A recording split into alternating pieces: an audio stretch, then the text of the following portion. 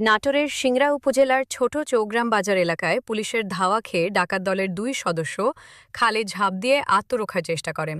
দীর্ঘ প্রায় ১০ ঘণ্টা কচুরিপানার নিচে পানিতে আত্মগোপন করে থাকলেও শেষ পর্যন্ত পুলিশ, ফায়ার সার্ভিস, ডুবুরি দল এবং স্থানীয় গ্রামবাসীর যৌথ অভিযানে উদ্ধার হয়ে পুলিশের হেফাজতে যান তারা। আজ বুধবার ভোর আনুমানিক ৫টার দিকে নাটোরের সিংড়া উপজেলার ছোট চৌগ্রাম বাজার এলাকায় পুলিশের একটি বিশেষ অভিযানের সময় ডাকাত দলের ২ সদস্য পালানোর চেষ্টা করেন। এক পর্যায়ে তারা পাশের একটি খালে ঝাঁপ দিয়ে কচুরিপানার নিচে লুকিয়ে পড়েন। ঘটনার খবর দ্রুত এলাকায় ছড়িয়ে পড়লে উৎসুক জনতা ঘটনাস্থলে ভিড় করেন। পরিস্থিতি নিয়ন্ত্রণে রেখে পুলিশ উদ্ধার অভিযান শুরু করে। পরে রাজশাহী থেকে ফায়ার সার্ভিসের বিশেষ ডুবুরি দল ঘটনাস্থলে পৌঁছে অভিযানে যোগ দেয়।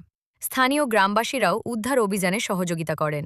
প্রায় ১০ ঘণ্টাব্যাপী টানা অভিযানের পর কচুরিপানার নিচে আত্মগোপন করে থাকা ২ ব্যক্তিকে জীবিত উদ্ধার করা হয়। পরে তাদের পুলিশের হেফাজতে নেওয়া হয়। পুলিশ জানিয়েছে, আটক ২ ব্যক্তিকে জিজ্ঞাসাবাদ করা হচ্ছে। তারা ডাকাত দলের সদস্য কিনা এবং তাদের সঙ্গে আর কেউ জড়িত রয়েছে কিনা সে বিষয়েও তদন্ত চলছে। পাশাপাশি তাদের বিরুদ্ধে প্রয়োজনীয় আইনগত ব্যবস্থা গ্রহণের প্রক্রিয়া অব্যাহত রয়েছে। এই ঘটনায় পুরো এলাকায় ব্যাপক চাঞ্চল্যের সৃষ্টি হয়েছে।